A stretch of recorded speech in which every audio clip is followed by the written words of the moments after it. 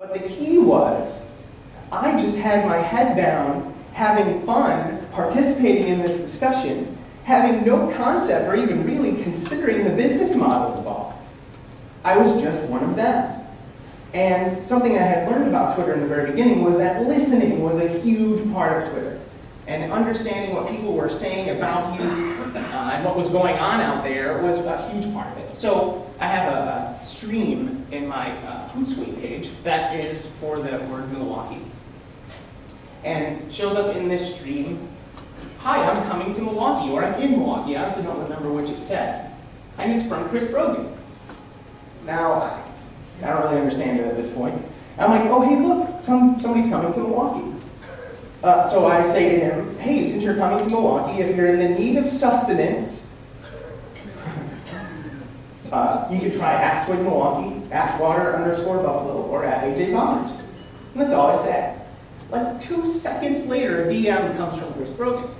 Hey, I'm right around the corner. Do you want to get together? And I'm like, sure. You know, I do this a lot because I talk to my customers all the time. And then I click on Chris Brogan's name and I go, why does he have 150,000 followers? Right? So I don't understand really the gravity of the situation. And even walking into the meeting, I'm not sure I understood the gravity of the situation. So Chris comes in, he goes, hold on, and he pulls a camera out of his bag. And he turns it on himself and he says, I'm Chris Brogan. And I'm like, what's going on here? I'm Chris Brogan. This is Kitchen Table Talks. I'm here in Milwaukee, Wisconsin, and I'm with AJ Bombers, or I'm at AJ Bombers, and it's still confusing to this day whether I'm Joe or AJ. I'm at AJ Bombers, and why don't I just let you tell the story? And so he turns his camera on me, and I literally go absolutely mouth dry nervous. Because, I run restaurants. I have no experience talking to cameras or doing any of this or anything like that. So he allows me to basically tell my story about how social media built this restaurant.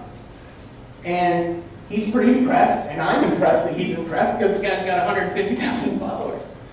And so the next day, he takes that video and he puts it at chrisbrogan.com, which, again, I think is pretty cool because I'm going to assume he's got a lot of readers. Well, it just so happened the very next day, Chris Brogan is voted social media's #1 media blogger in the world, right? And I don't remember what website named him that. And my face is on the front page, still. So this happens and all this extra traffic comes about, and literally we're just inundated with phone calls and interviews and reblogs, and it goes crazy, right? I just didn't appreciate the power that this guy had in a simple blog post. It was pretty amazing. And so, of course, I say yes, and sure enough, the next day, Sarah Needleman from the Wall Street Journal calls. And the story that we're discussing has to do with Foursquare. And it has to do with the fact that a Twitter user named Kate Berry was bugging me to create a sandwich, which, by the way, this is part of our shtick. Our whole shtick at Bombers is we let our customers decide on lots of stuff, and we'll see that in a minute. Well, Kate wanted to create a peanut butter burger. And hers had peanut butter and lettuce and mayonnaise and a bunch of nasty stuff on it. And she really was bothering me about this for a couple weeks. So finally, I got together with our chef, who we call a Burger Whisperer, who also has a Twitter account, just so you know, @Burger Whisperer.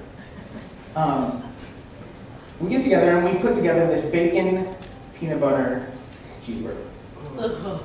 And it is the damnedest thing you've ever tasted in your life. It just happens to be perfect, okay? So the only way that you could know about the Berry Burger, which is what we named it after Kate Berry, the Twitter user, was inside of the Foursquare page that you would visit in the tips and to-dos. It's the only way you could know. And so by this time, I've learned a little bit, and I've taken a page out of Tom's book and I measured it. And I measured sales of the Berry Burger before anyone knew, and maybe only Twitter knew, and after it was inside this tips and to-dos part of Foursquare. And so I was able to report to the Wall Street Journal that we had a 30% increase of Berry Burger sales over the period of this 1 month, that the only way you could find out about it was inside this Foursquare page. And because I could provide metrics and because I could provide measurement, they went crazy. And so here I am, I don't remember the date. A half page of the Wall Street Journal, me standing on top of a table at Bombers. That's my first interview done with a newspaper, for the restaurant business. Pretty big jump for us. The next stage that happens is as soon as you hit, and Tom covered this yesterday, as soon as you hit that kind of media, all the rest of the media goes crazy. So the next phone call that I get and email are from HubSpot, and it goes all over the place, Nation's Restaurant News, but one of the most impactful ones was from the New York Times for a section called Bits and Bytes. And it just keeps going and compounding and rolling over on itself. And so we're trying to handle, because now our business is changing too, right? And the other thing, and the point that I'll make now, something that we learned was, the more social media innovation we created, the more traditional coverage we got. The more traditional coverage we got, the more social media presence we received. The more social media presence we received, the bigger the traditional media got, right?